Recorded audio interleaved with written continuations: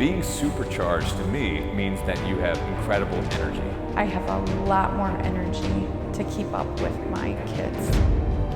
The extreme cold is my extreme warm friend. Now, if you get supercharged, all the people around you start to get supercharged too. Certain kinds of waters not only good for your health, but I've seen evidence that they can actually reverse irreversible pathologies.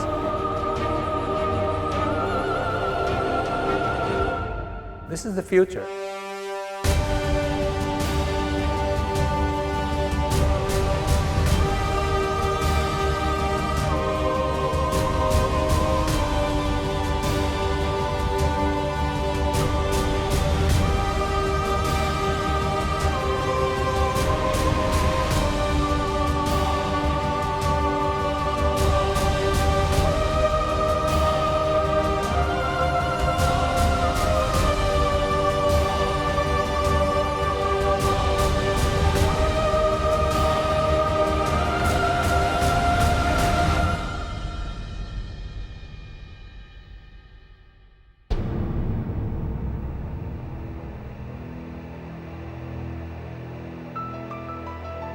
We have like 60 million kids and young adults, and the awesome statistic is this could be the first generation that don't outlive their parents. So now instead of longevity going up, now it's going to be going down.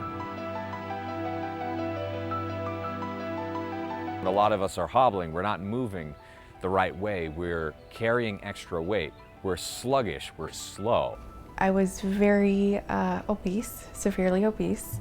I was over 320 pounds. I was just really unhealthy and very tired and sick all the time. 20 years ago, chronic fatigue syndrome wasn't really a recognised illness, and especially things like adrenal fatigue were just not really heard of. At that time I was only 22, and literally it looked like my life was over, and nobody knew what to do. And I thought to myself, well, probably the best way of getting over this illness is to just climb and do loads of exercise. And I thought, all the fresh air and good food and mountain exercise would heal me. Nothing could have been further from the truth, and obviously if I'd known what I know now, that because I was so strong-willed, actually just pushing and pushing actually just took me all the way down to sort of almost the bottom. It's like I had all this willpower to try things and try and get out of it, but my body literally didn't have the energy to do anything with it. Once I got back to England, I sort of started this 8-year-long journey of having full-on bed-bound chronic fatigue. It was very difficult to see your son, who's a bouncy, healthy, active person, slipping downhill completely. You felt completely helpless. Our conventional doctors here they said, well, you've got this virus and we don't know what to do about it.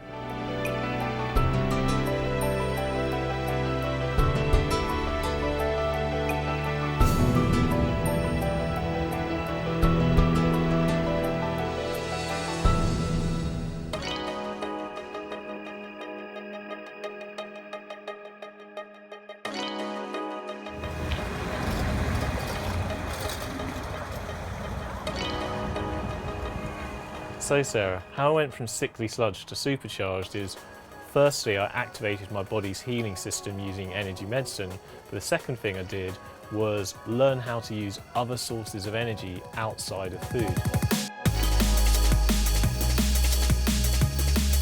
And what I'd like to know is, what is the science behind how to use those other sources of energy? Because traditional biochemistry doesn't really cover that. So I'd like to speak to some experts in that field. I'm thinking of people like Professor Jerry Pollak. There's so much evidence that water is so central to everything that the body does. And then also Dr. Stephen Sinatra, who's written about grounding or earthing. and how you can get electrons into your body through that way. What people don't realize is that these vibrations are unseen forces. And perhaps we can look at other sources of energy like light, movement, those kinds of things. And what I'd also like to do is go and meet a number of biohackers who are taking this idea of how to increase their body's energy to a whole nother level.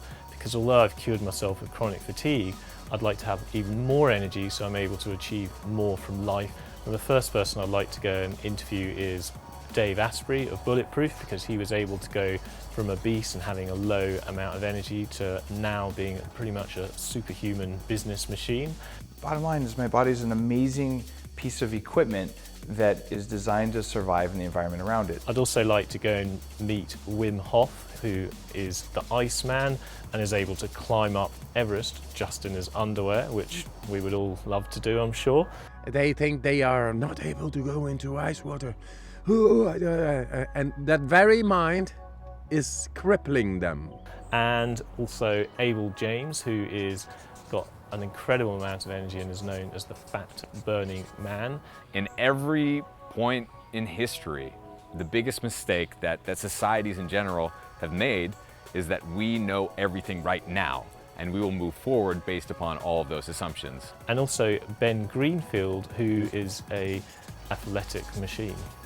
So when the light bulb went on for me, when I realized that the way that I was training, the way I was eating, my environment, everything was not allowing me to have the longevity that I wanted. And then perhaps we should also visit some lay people, some people who are actually putting all of these things into practice and see how they're getting on.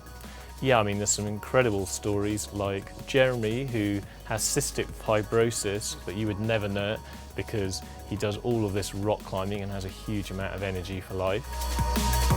I was born supercharged and I want to stay that way. And then there's Kate Towler and her kids, who have basically managed to help reverse the autism of her kids. Ryan, our son, has autism, which makes the mix a little bit interesting between the weight loss and the autism. And we also have Joe Polish, who was originally a drug addict but has managed to transform his life through movement and exercise, and also through changing his mental habits. And so somehow I learned that I can create my own internal power. I can learn how to do this. Okay, so once we've spoken to some of our experts and our biohackers, we should have a good idea of how to get energy in the body and how to maintain energy and have that energy for life. Let's go and do it.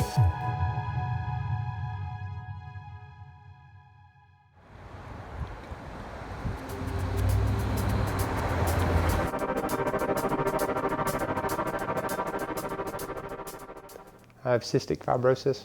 I was diagnosed when I was 4 months old. So the biggest frustration is whenever they try to compare one patient to another, when there's so many things that are different about us that make up really who we are. In spite of following this advice from my doctor and traditional media so well, I was at basically in the worst health of my entire life. Why are people still so sick and tired? Why are people still settling for mediocrity and just being free of symptoms as a way of life, rather than sort of living an optimized and supercharged life? A one-size-fits-all approach to health doesn't work. We're all different, we're all genetically different. Why is the medical system so slow to take up this information?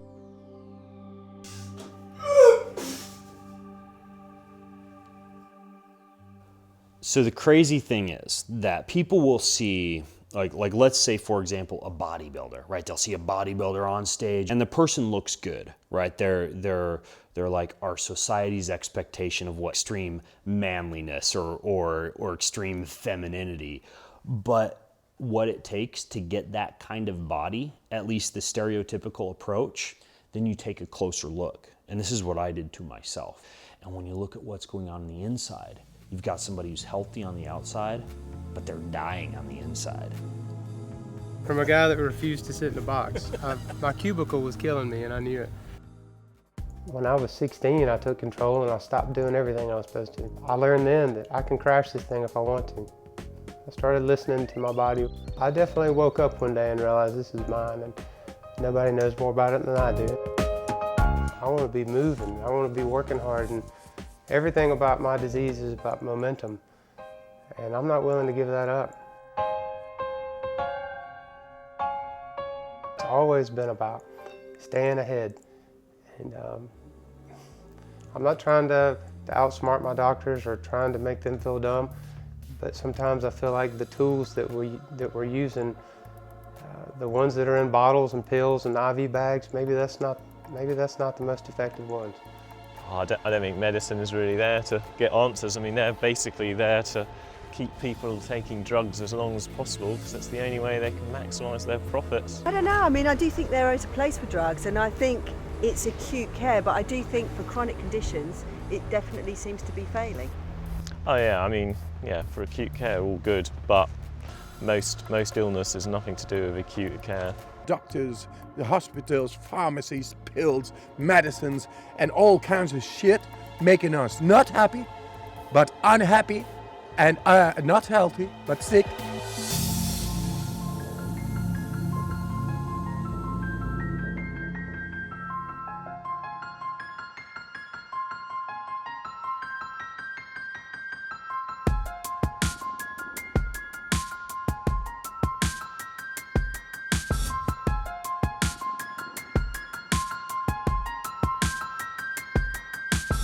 Most of us are led to believe that our energy comes from food, and of course that we know that to be the case. You know, we eat and we feel energized. However, that's not the only source of energy. So fundamentally, what life comes down to is energy. We need energy for everything we do. We need energy to move. We need energy for motivation, for passion, for thought. So life is energy. Don't worry, you're not turning red at all. One more, you got it. Well, for me, having a lot of energy means that I can get out there and do everything that I want to do in life. I think a lot of people that I certainly see around me are sick and tired of being sick and tired all the time.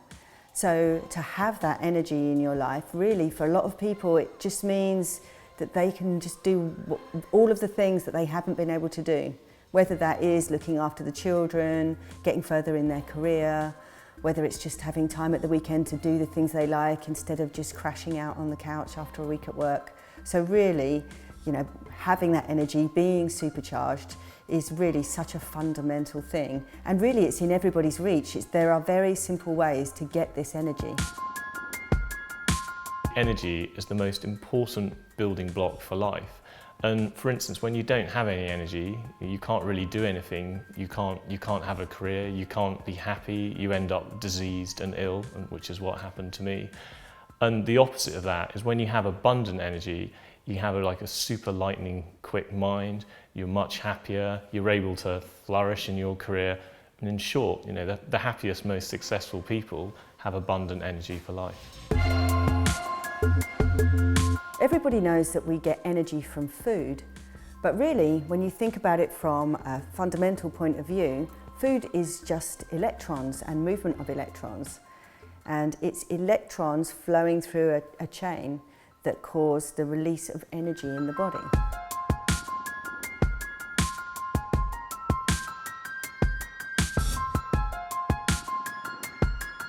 If you think about how food gives you energy, it gives you electrical energy. And a lot of people say, what, electricity? Like, I'm not a battery. Well, parts of you kind of are like that. Because what happens is you eat food and glucose or fat or protein, these things eventually, we hope, unless they're stored as fat or excreted, they turn into ATP, which is the primary thing that the mitochondria in our cells use. So they generate ATP, they use ATP to get an electron. That would be electrical. And once they generate that electron that fuels the cell, then they recycle ATP through a process in humans that's kind of like what most people know happens in plants with photosynthesis.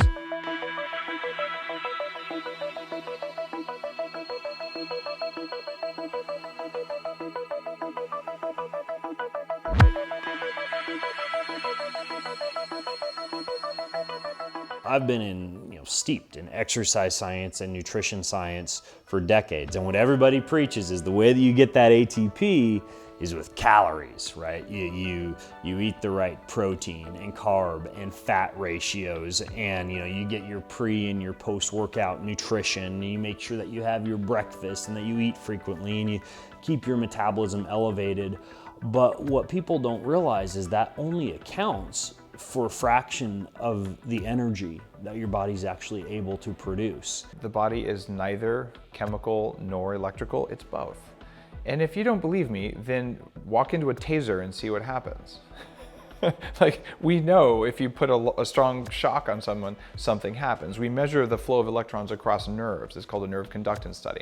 So we know we're electrical. We just like to think that we're chemical. And that's a broken model, because you can affect electricity with chemicals and you can affect chemicals with electricity.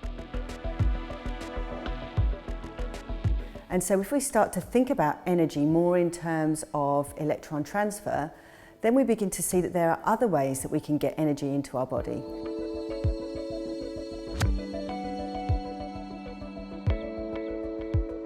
There are all these other ways that you can increase the electron flow in your body. So, for instance, just like a plant does photosynthesis, you can use light to create electrons in your body through structured water. There's one source of energy that comes from light. We have direct evidence that the light produces energy. If you're not taking into consideration your body's charge based on the amount of light that you are getting, the amount of light that you aren't getting, or even the type of light that you're getting, blue light versus red light versus sunlight, then what that means is that all of your efforts to eat a healthy diet, they're for naught unless your body is actually charged properly.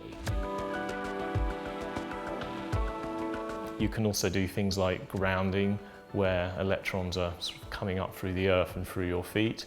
But also, of course, how your biochemistry is really, really important for the flow of electrons, because if you have a healthy internal mineralized sea, then you'll get a very healthy flow of electrons through your body.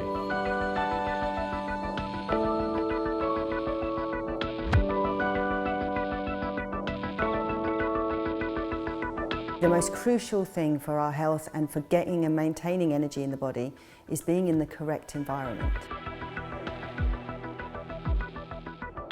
When you change the environment around you or the environment inside you, your biology responds. You don't will your biology to do something. You give your biology a signal, and the signal your biology listens to isn't what you want. It listens to what the environment tells it. So I consciously manipulate the inputs to my body so that it will behave itself. And when it does that, it unleashes a huge amount of willpower and energy. And from my perspective, the environment is at least as important, or perhaps more important, than the food you actually ingest. And I know in my own case, when I was trying to get better from chronic fatigue, I'd followed a really, really strict, super healthy diet for years and years, yet I was still ill. But the moment I actually changed my environment, started changing my relationships, started changing, in fact, where I lived, some of the activities that I was doing, making sure that I was getting out in the sun and like doing activities where I was connected to Earth's electrons. The moment I started to do that, my energy levels started to soar, and my diet was consistently the same, both in the early stages of my illness and also when I changed my environment.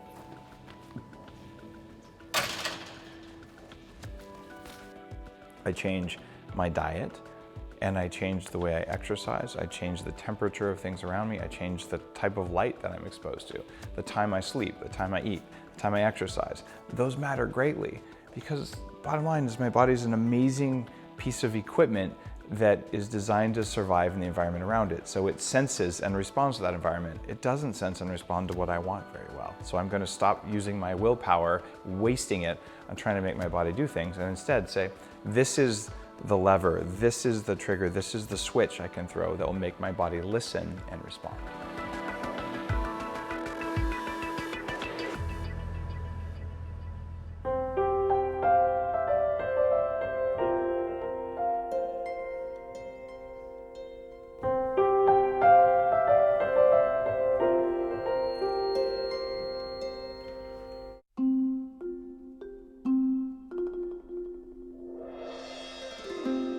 May Wan-ho, a hero of mine and someone who wrote extensively on water, she said that water is the medium and the message of life.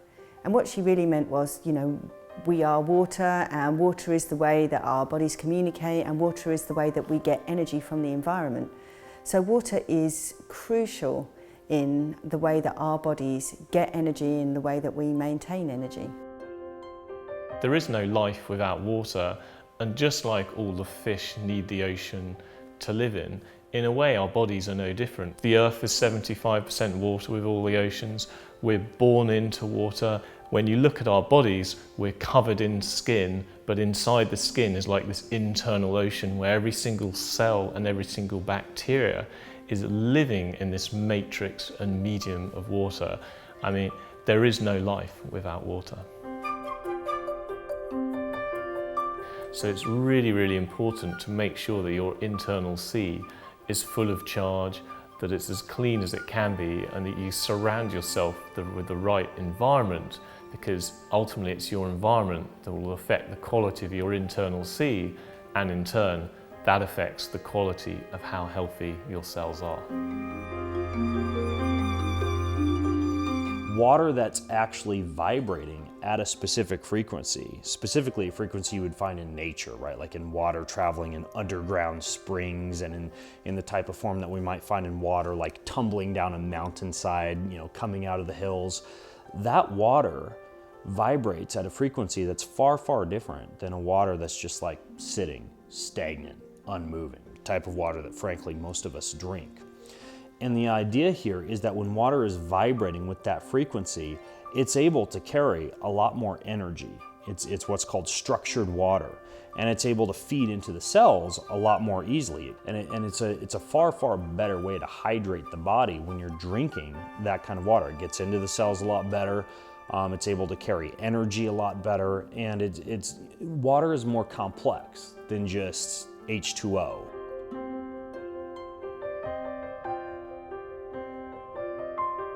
The fourth phase of water is, well, it's another phase, and we're all taught typically that water has three phases: solid and liquid and vapor.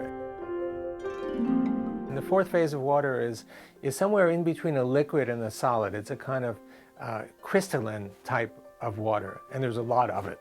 So your cells and my cells are filled not with H2O, but with EZ water. EZ stands for exclusion zone. We call it exclusion zone because it excludes, well, almost everything. So exclusion zone, EZ, that's how it got the name. It's synonymous with the fourth phase of water. People who are healthy, who are athletes, are actually more negatively charged, and people who are sick have less negative charge. The more negative we are, the healthier we are. And that's manifested in EZ water, because the EZ is negative.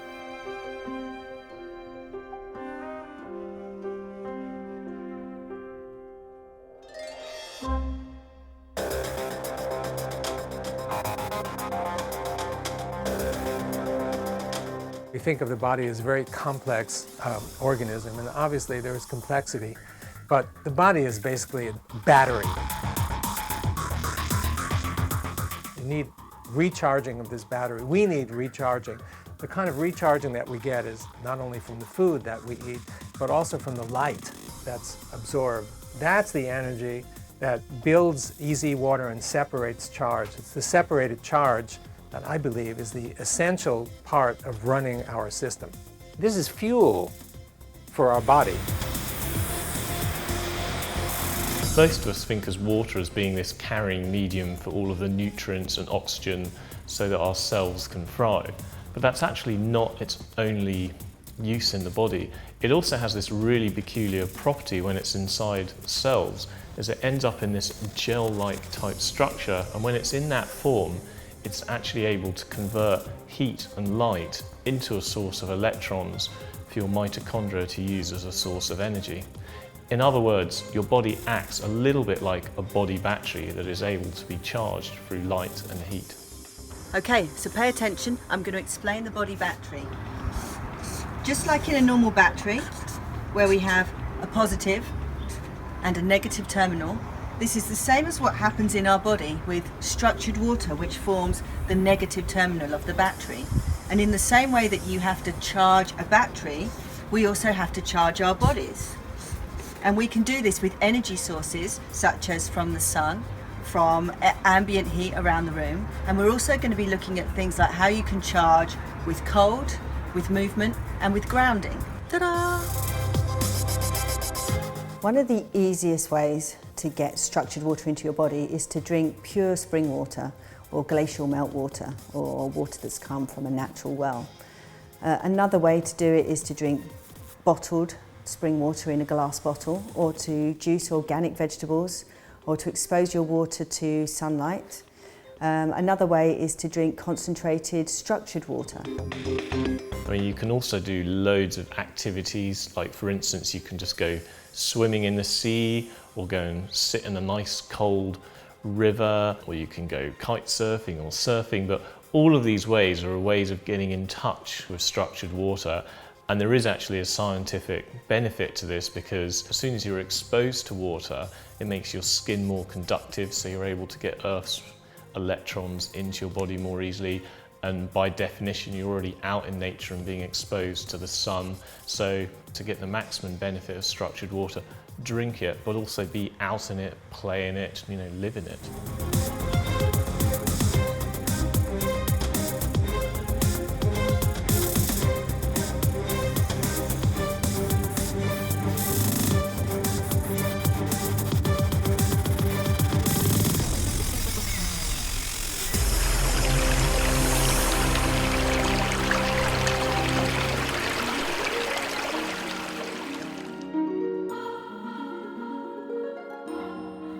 One of the ways that I tried to get myself better and give myself more energy was homeopathy. Now, how homeopathy works is you take a substance and then you dilute it millions of times in a solution like water, and then you take that solution and you drop it onto a sugar pill and end up eating the sugar pill. However, what's curious about homeopathy is what you're actually diluting is intrinsically a negative message, because for instance, you take something like Nux vomica, and then the idea is that your body will react to that particular negative message to trigger a healing response to get yourself better. Now with myself, I ended up getting this reaction from homeopathy, but unfortunately I didn't get myself cured. However, what it did say to me is that there's something in this idea that a substance or a solution can have a memory, and I thought to myself, well, perhaps if you could use positive information instead of, in homeopathy, negative information. So what I decided to do was record the information of healthy tissue and then imprint that information into water and just drink that water. And incredibly, I got my health back.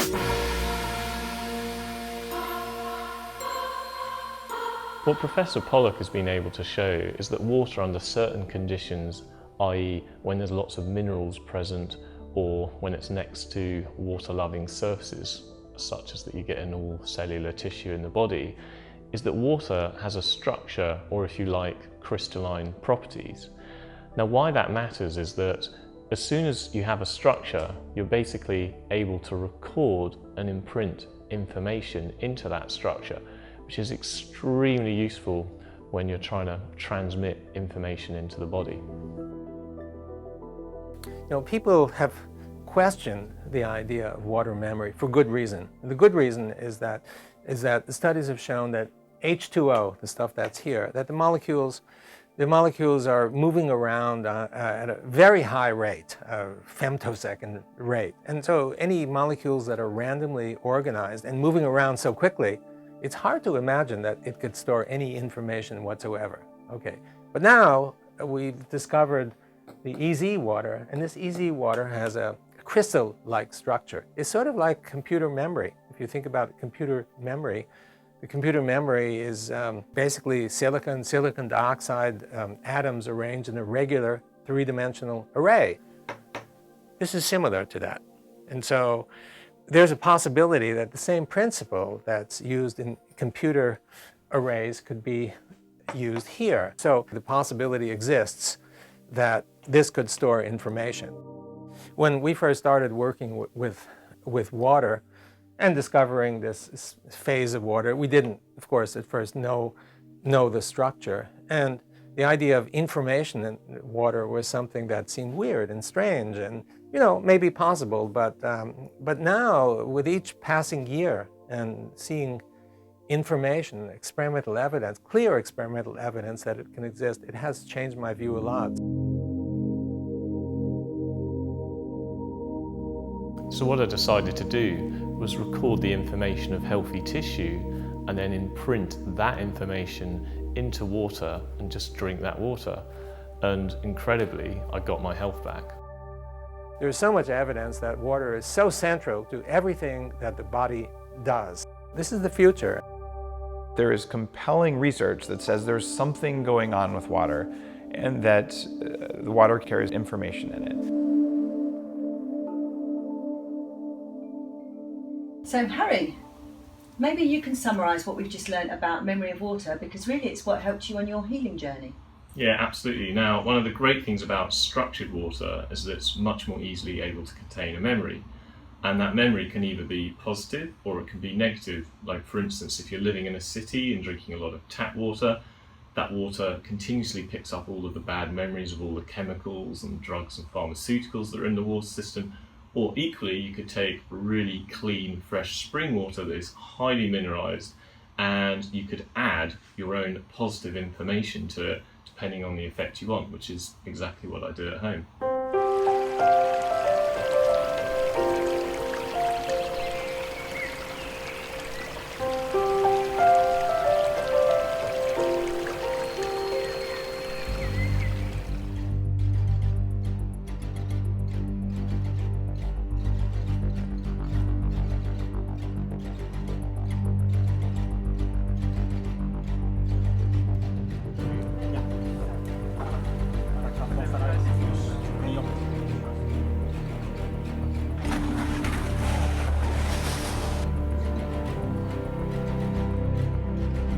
We are able to go into cell level, and it showed, because I instructed people in just 4 days to be able to go in shorts, -10 beginning in shorts after 4 days, and then climbing up a mountain -27 Celsius, which is really cold.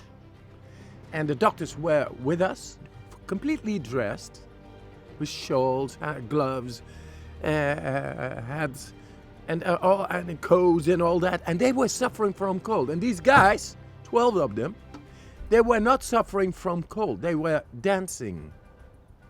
We did the Harlem Shake on top of the mountain after hours going from -10 to -27. Okay, go! I mean, in sports medicine, people have been doing cold thermogenesis for years to treat injuries, to lose weight and things like that. But I think where Wim Hof has taken this to another level is he's been able to prove and show that you can take completely ordinary people from in any type of state, however much energy or however little energy that they may have, and be able to do cold thermogenesis and then be able to do things like walk up mountains with very, very little training just in their underwear. Now that's completely incredible.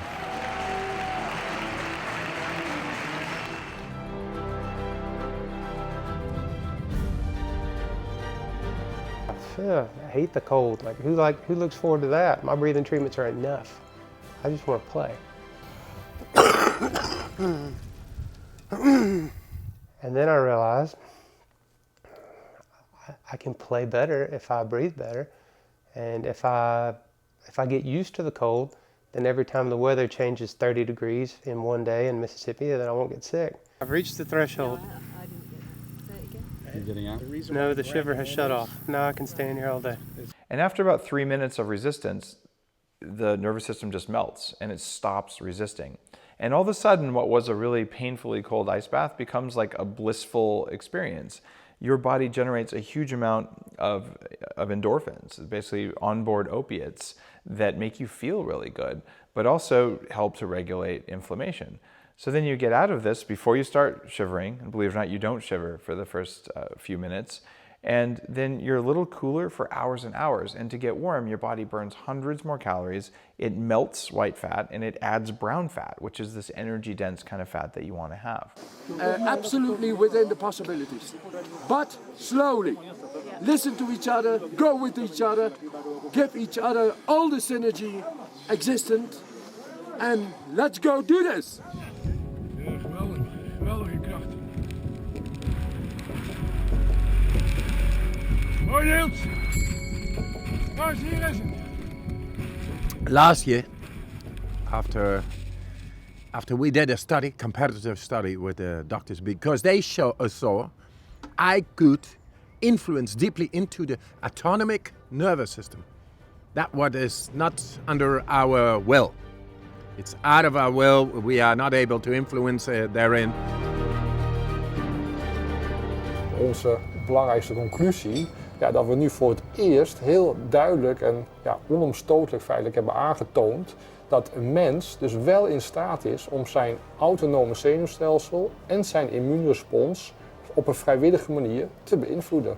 En dat was echt iets wat in de tekstboeken staat, dat kan niet. And now it showed that this Iceman is able to influence into the autonomic nervous system, not a little, big time. Whoa, but he's an exception. He's the Iceman, man. So no way that the exception confirms the rule once again. And I told them, no, anybody can do this. And 4 days later, they had to go into an endotoxin experiment in the university, which is injecting a bacteria, which normally people have no control over.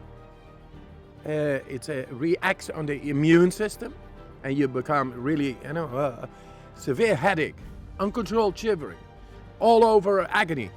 You just go like because you have no control.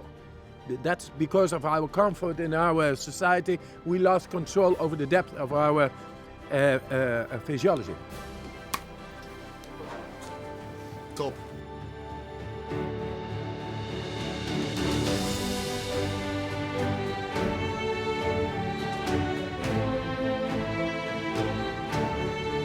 We are animals at a certain level, and our biology expects there to be a summer, a fall, a winter, and a spring.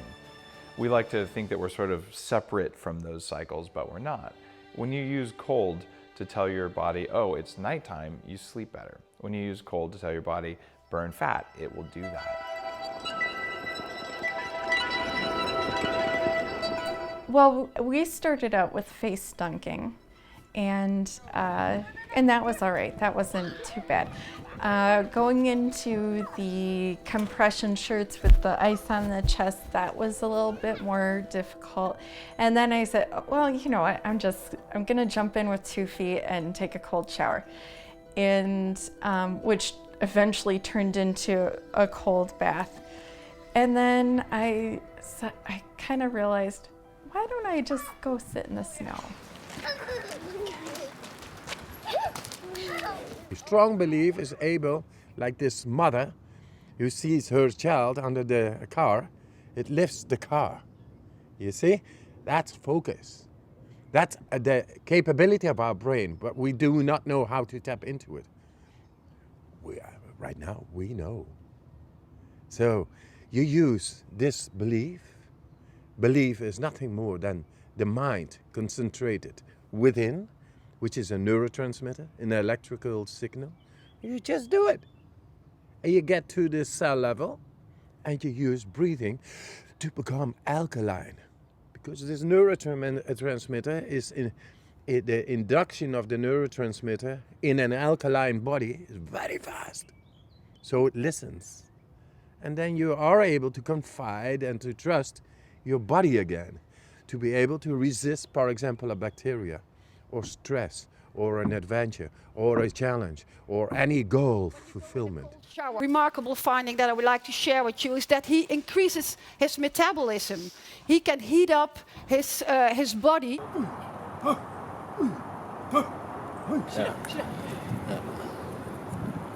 They think they are not able to go into ice water. And that very mind is crippling them. But what I see now, anybody who comes to me, like 50 or 500 or 600 or 1,000 people, in one afternoon, they are all into ice water, regardless of age or having a disease, or doesn't matter. Doesn't matter. They all go in. They just need bathing little dogs. You know, because they feel so good. Yeah, right on. Yeah, good shit. The cold is merciless, direct, righteous, and it brings you right down in the depth of your physiology if you just go beyond the conditioning. If you do that, then the physiology in the depth of our prehistoric, build-up, developed mechanisms, they open up. And when they open up, then you know and understand from within the sounds of life itself. Here he comes. Fantastic! Fantastic! So some people might think that last section on cold thermogenesis was a bit hardcore. Well, the thing is, Sarah, cold really activates healing. Like, it helps to correct all your hormone levels, it helps to generate internal heat to charge your body's battery, it increases libido, it corrects thyroid issues, and generally it's really good for you. And really, it doesn't have to be that difficult. You can start with something as simple as just dunking your face in cold water for a few minutes at a time. You can also just go and have cold showers, or if you're really hardcore but you need to work up to this, what do you do, Sarah? Well, what I do, because I live near the Pacific Ocean, is I just do sea swimming for 10 minutes 3 times a day. But I think if you want to go all the way, like Wim Hof does, he does loads of deep breathing, so he super oxygenates himself and calms down his nervous system, and then he jumps in the ice. Yeah, so basically you don't have to be climbing up mountains with just your underwear on to do cold thermogenesis and get the benefits.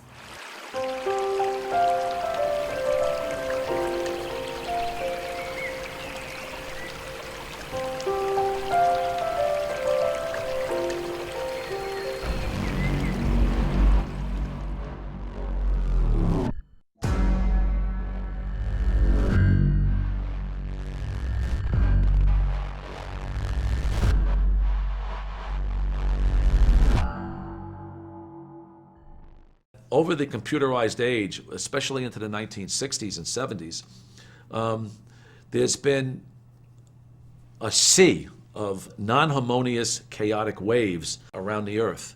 And it comes from cell phone towers and computers and baby monitors and Bluetooth. If you think about modern life, we're now almost completely disconnected from nature. You know, we go from heated homes into our cars, into heated, artificially lit offices and back again. It's a completely different lifestyle to the one that our ancestors would have led, being more connected to the ground, sleeping on the ground, being in tune with natural day and night cycles. So from the point of view of the life that we live now, it is a completely different life. You know, we are much more connected to technology, to our phones, which are emitting blue light. In effect, it's an artificial sun that we're looking at, you know, sometimes from early in the morning till late at night. So really what we need to do is get back to a more connected way of life, back to a more natural way of living where we're more in tune with our natural cycles.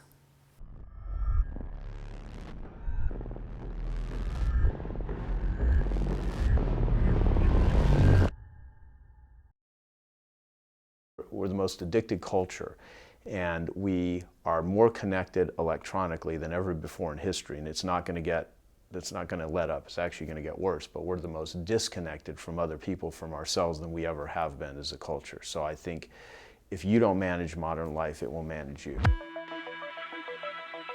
And now with the computer generation, we're increasing our technology, we're doubling every 2 to 3 years.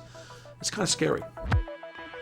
And we think we can control, we are the technology, we are, wow, so much above animals. But we cannot control our happiness.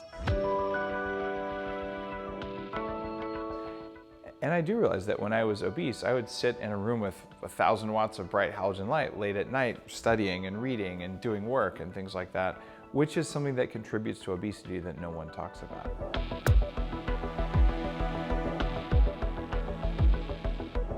You know, the biggest nuclear plant is the sun itself, but it's the right resonance and the right energy. And we copied it, and we copied it artificially.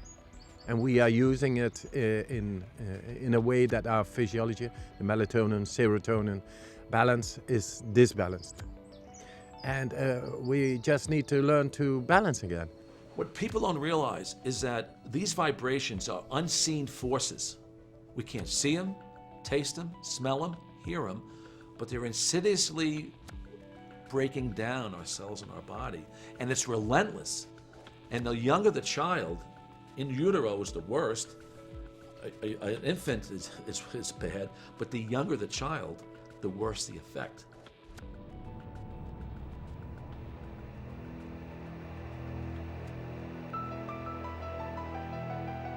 What Kate's managed to be able to do with her family is really help her kids to become in tune with the circadian rhythms.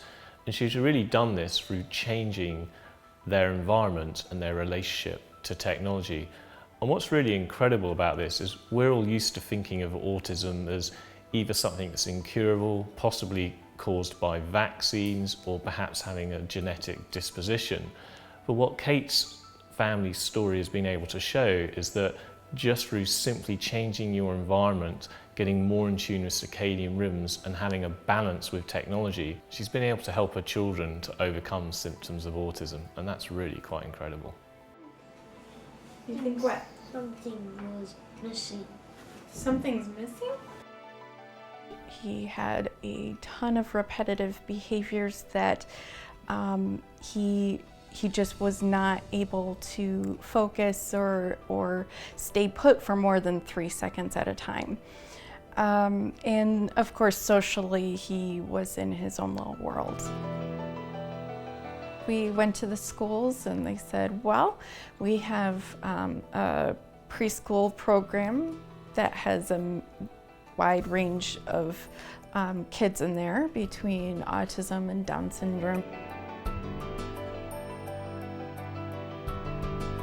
Autism is it's an energy shortage. You know, the brain is trying to process all of these sensory things and it just, sorry, I don't have enough energy to process all these things. So when we started to manipulate his environment with the lights and the grounding and turning off the Wi-Fi and all these things, you know, he was able to create more energy pathways and reconnect them or connect them for the first time. And that's where we really started to see the growth in Ryan. You like school? What do you like about school? Recess. Of course, recess. We hardwired all of our computers. We got rid of the iPad that had the Wi-Fi. We actually, for a while, got rid of our TV. And then we ended up rebuying a TV, but it's not a smart TV. It does not have Wi-Fi. There's nothing special about it. And then, yeah, we changed all of the light bulbs and we had red for the night lights. And then the majority of our house is either amber or orange. That's kind of a huge thing, especially in the realm of the autism stuff. Yeah, they started sleeping through the night and they started to calm way down. I kid you not, 8 o'clock rolls around and my kids are like, it's bedtime, and they put themselves to bed. The changes that we made by fall, when he went back, the school was floored. Pop. Oh no! The school called us and they said, so how's Ryan doing at home? And I said, well, he comes home and he's got this big grin on his face. There's something different. We don't know what it is. We don't know what you're doing differently, but we need to know what you're doing. And I said, well, I don't know if this is a good phone call. Like, is he disruptive? Is this a good or bad kind of phone call? And they're like, no, no, no, no, no. We mainstreamed him. And I took 3 seconds to myself thinking, you did what? You mainstream my kid? And not too long after that, they called back and said, oh, we got to change his goals again.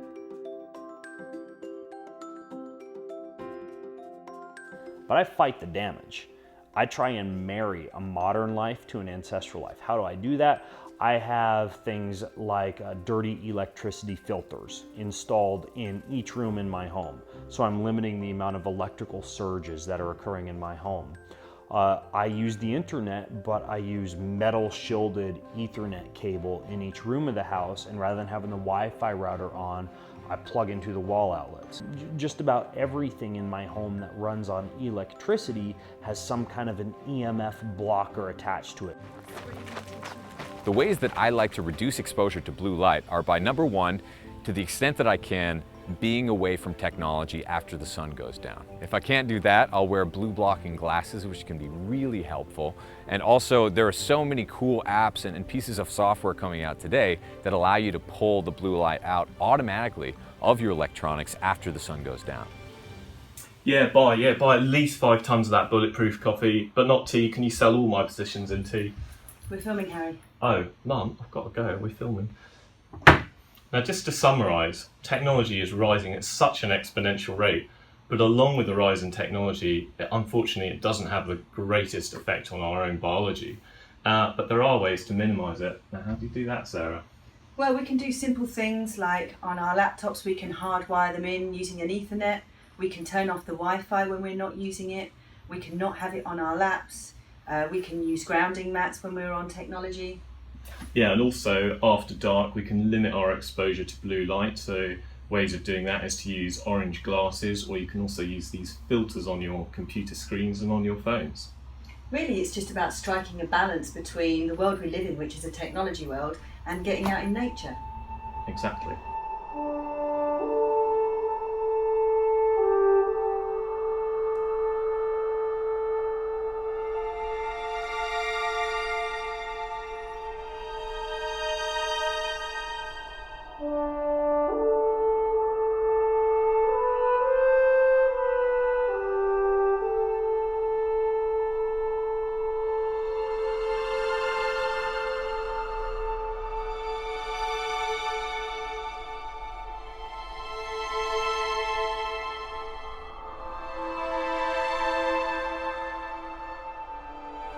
What a good idea to come for a walk, Harry. I'm starting to feel a bit more charged up. Oh, I just love being out in nature. You can just feel the sun on the back of your head and all the electrons coming up through all your feet.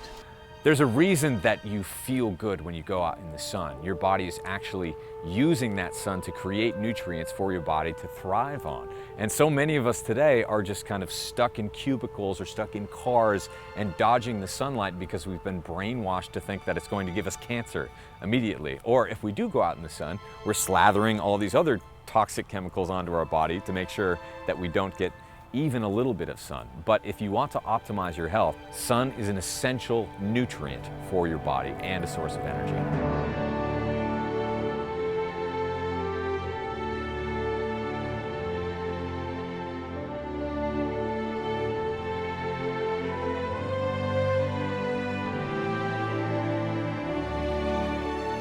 Our bodies are naturally adapted to living within circadian rhythms. And what we mean by that is, if you took all of our technology and modern lifestyle away, we would wake up from the sun, the sky would go blue, and that strong blue light would stimulate cortisol, so we would get this nice rise in energy. We would go out and hunt for our food and do quite active things during the day. And then as we get towards the end of the day, the sun begins to set, it starts to go orange, and it starts to produce melatonin. Our cortisol level goes down, our melatonin goes up, and we end up in this nice natural state, so we get a really, really good night's sleep. And then towards the end of the day, when things start winding down and the sun starts going down, this is a time when we want to do things like not looking at technology, trying to have more sort of peaceful orange light in our houses so that we're mimicking what's going on outside. All of these things help our bodies to stay in tune with that natural cycle, and that's going to have huge benefits for our physiology. Your body really needs to get those visual cues to know when it's dark, when it's light, so that it can release the natural hormones it needs to help you sleep and stay asleep all night long. That's one of the reasons that we're so stressed and so sleep deprived now, is that we're not in touch with those rhythms at all.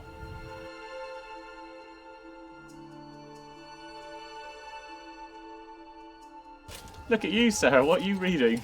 I'm actually reading about the photoelectric effect, Harry. I think we really are missing a trick with this. I think you might be missing a trick, that it's actually all out here. It's not in the book, Sarah. How about just experiencing it? Yeah, you can see how it works in physics, but why wouldn't it work in biology? I've got my rope tied in, I'm putting on my shoes, I'm going to go climbing. I'll leave you to your photoelectric effect. Yeah, you crack on, Harry. I'm just going to finish reading this chapter. All right, well, by the time I'm back, I expect to know all about it. It's all about balance. I mean, you don't want to lay in the sun for an hour and you don't want to get a lot of actinic damage, but 20 minutes once a day is not going to hurt you. So the take-home message from that was really nature knows best. Now, sunlight is just as important a nutrient as any vitamin, mineral, or even food itself. And to get that nutrient, you need to expose yourself to sunlight, especially in the morning when the sun's not at its strongest. But really, to summarise, all you need to do is be in harmony with the sun's day and night cycles. So during the day, get out in sunlight, let it charge your body's battery, and at night, just calm yourself down, get an early night, and don't stay up watching blue screens all night.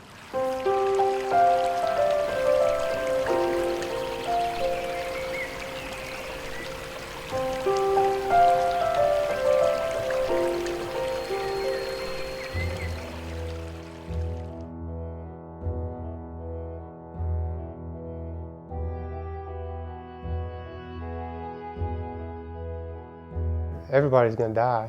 I just happen to have a heads up and know that I need to care for this certain thing.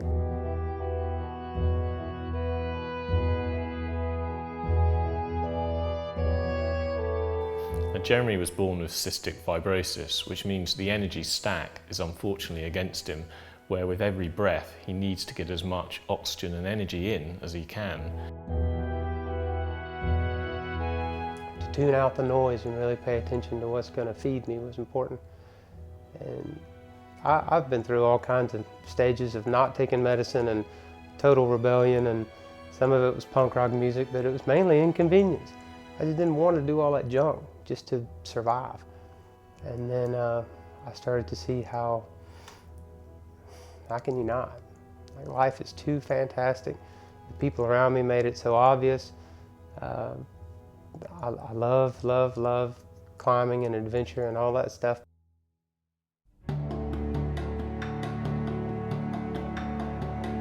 His main activity is rock climbing, where he's putting his hands on the rock and constantly absorbing as much electrons as he can from the earth to help support his body's energy. And he's also very careful to use technology to an absolute minimum so that it doesn't rob him of any essential energy that he needs for his life. I tend to run out of breath. Everything's affected by, do I have the energy to put into this? And can I allow my body to experience this? Will it be healthy, literally, for me? It impacts and shapes everything.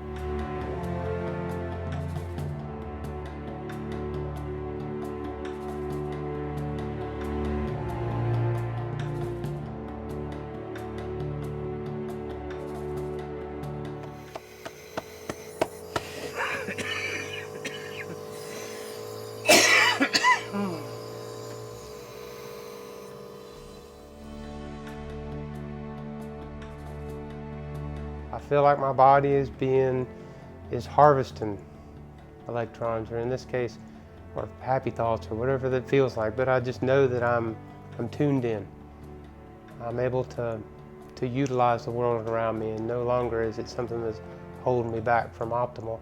This is something that I was born into, and I don't have to fight it. For once, I can just fall right into it and let my body be at home.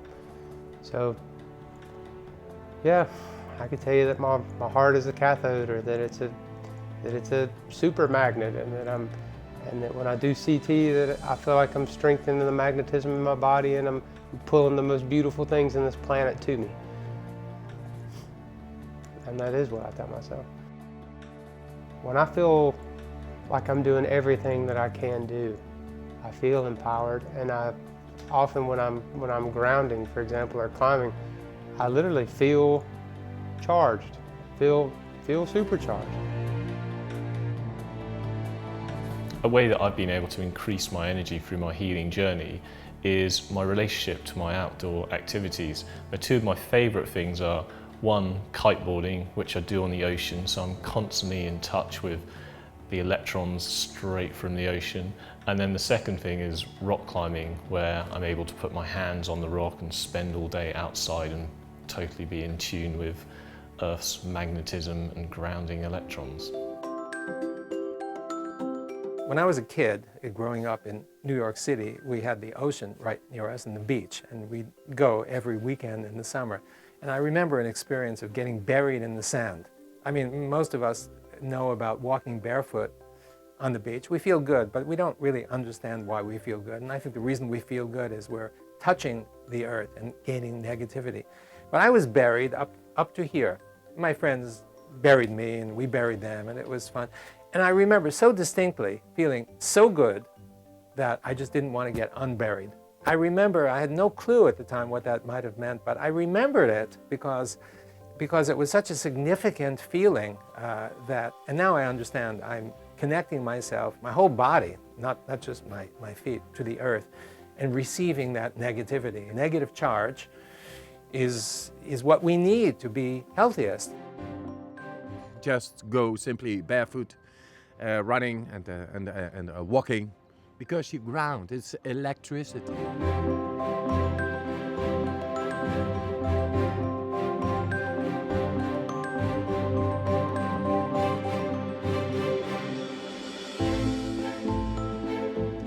So in earthing, what we showed is not only do you thin the blood, but you balance the autonomic nervous system. But what's the mechanism? I mean, how does that happen? What you're doing is you're absorbing electrons from the Earth's surface. But where do the electrons come from? Well, they come from solar rays, they come from, sunspots, but they come from lightning. People don't realize it, but the Earth is struck by lightning thousands of times a minute, especially around the equator.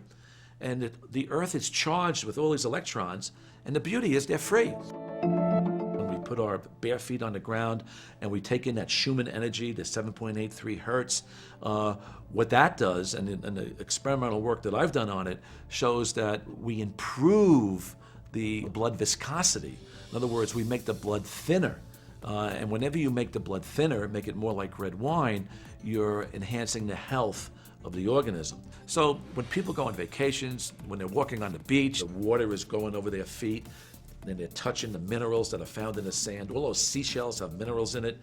And that K1 point, the sole of our foot, is a crucial point because it's actually the master point for the meridians, the energy processes of the body. So when you walk barefoot on the ocean or on grass or on concrete, you're absorbing the energy of the earth, and the energy of the earth, Mother Earth, is healing. And the bottom line, it quenches the fires of inflammation. That's the bottom line with earthing. So merely by walking barefoot or sitting in a mud bath, you can achieve that increase of negative charge.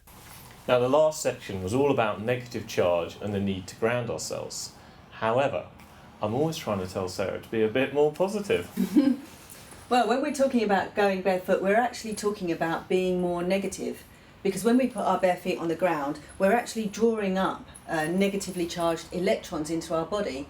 And although as strange as it may sound, that's what we need to power our body's battery, that negative charge.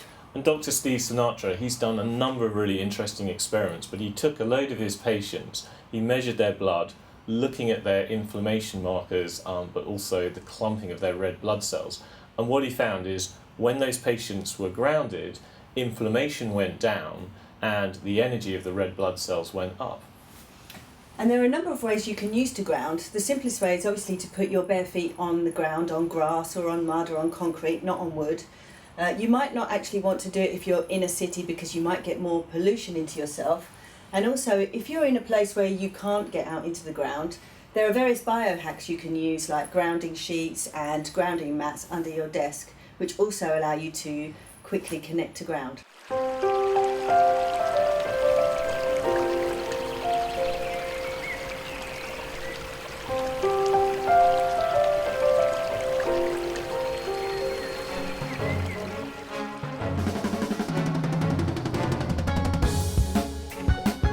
One of the biggest things that we're missing today in our own circadian biology is movement. Now, a lot of us exercise and then we go to being sedentary all day and all night, and then we go back to exercising again. Most of us need to exercise less and move more, just as part of our daily habits. But Joe's an amazing character because he was able to overcome his addiction problems simply by going to the gym, doing more movement and changing the state of his mind.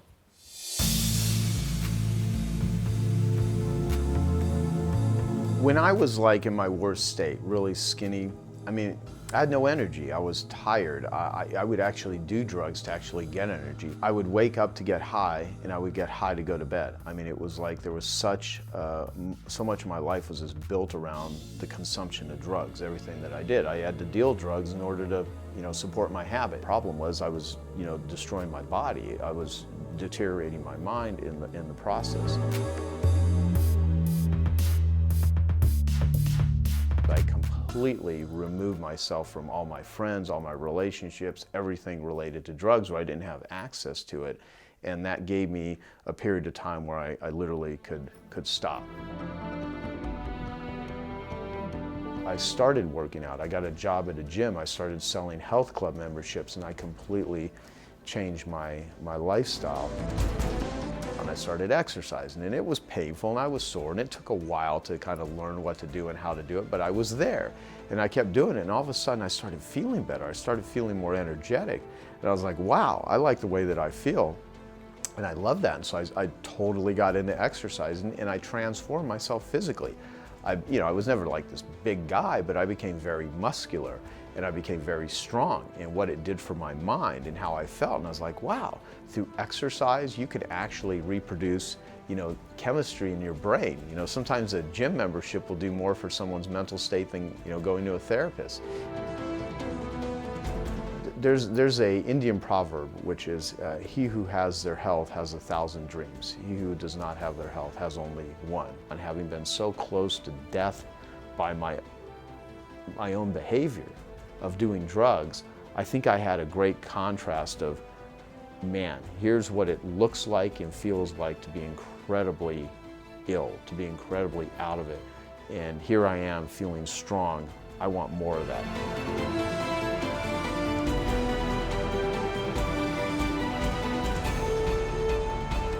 I'm an entrepreneur. I'm the founder of the Genius Network. What I realized, though, is that even if you truly are a victim, even if you've had bad things happen to you, and who hasn't, right, at different levels for different people, you just don't get any power out of it. And so somehow I learned that I can create my own internal power. One of the reasons movement is so critical to increasing your overall energy in the body is without movement, you don't get proper energy flow, and it's actually that energy flow that makes you feel like you've got a lot of energy and that you can think quickly and coherently. Movement is really important for us as humans because really we've evolved moving. We're adapted to do functional movement, and by functional movement I mean movement that our ancestors would have done, like running to catch prey or long walks over plains. So any of that kind of movement that mimics, the movement that we've evolved to is going to be hugely beneficial. A lot of people think of exercise as this pill that they take at the beginning of the day or at the end of the day. That's not the way that I live my life. I hack my environment so that I can engage in low-level physical activity all day long. What do I mean by that? I use a standing workstation that will go up and down, so I can stand, I can kneel, I can lunge, I can lie on my stomach, I can get up on my knees. I use a treadmill workstation so that when I'm doing phone consults and when I'm on phone calls or when I'm typing, I can walk 3 to 5 miles every single day. By the time I get to the end of the day, exercise is not a necessity, it's an option.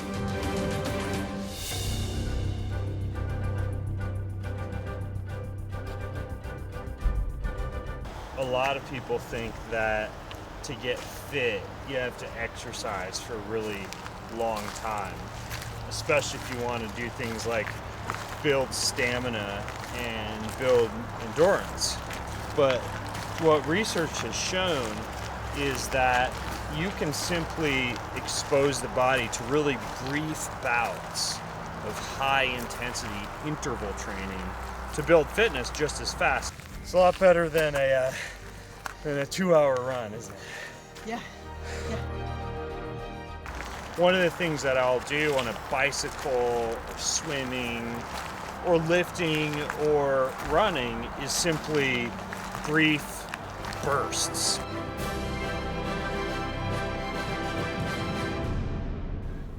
Now, really, one of the most important things to do is just keep moving around all day, and that includes lifting people like Sarah! What else should you do? Really anything that's natural to the body, so natural functional movement, standing more, climbing, lifting heavy things, walking. And really, this is all about just doing quite gentle functional movement, because it's not overly stressing the body like pounding yourself in the gym or running for an hour on concrete. But if you really want to enhance performance, you should mix this functional movement in with really intense bursts of exercise. So really what we're saying is move more.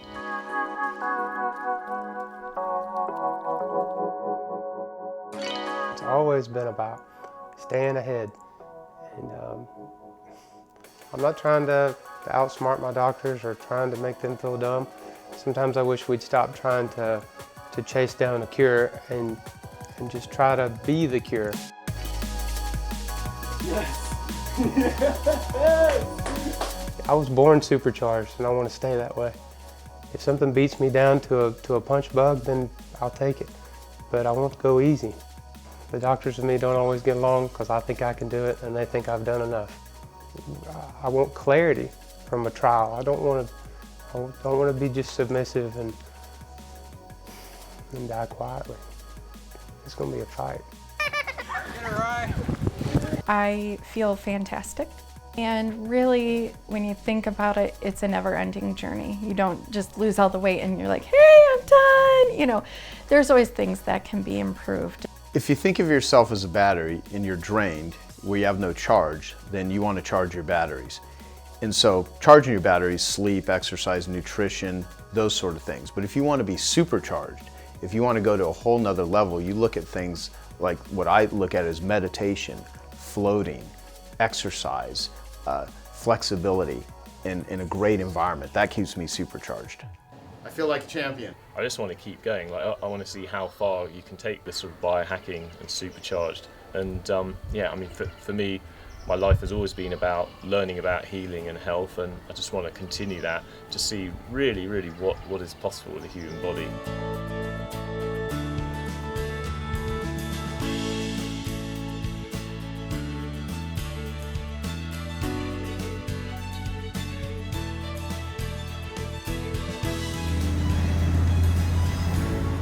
One of the most fascinating things to me is, despite learning all the science behind what it is to be supercharged, ultimately what it's all about is getting back to nature and charging the water in our body batteries. And so I love to see people go from being kind of fat, sick, and sluggish to all of a sudden being beasts in their day-to-day lives. All of a sudden they're making tons of money or finally taking that vacation with their family. They're doing things that they've always wanted to do because they experience being supercharged. And once you do, there's no turning back. So we're living in this charged, connected environment. Now, if you get supercharged by optimizing your air, your light, your water, your electricity, your emotions, and all the people around you start to get supercharged too, then all of a sudden we bring up and we optimize the physical, the mental, and even the spiritual performance of the entire planet. And I find that incredibly exciting. As you start to get supercharged and use all of these alternative sources of energy outside of food, your body ends up like this living matrix of energy where you feel like you have abundant energy for life. That's supercharging. That's more than the normal. And that should be normal, to be supercharged.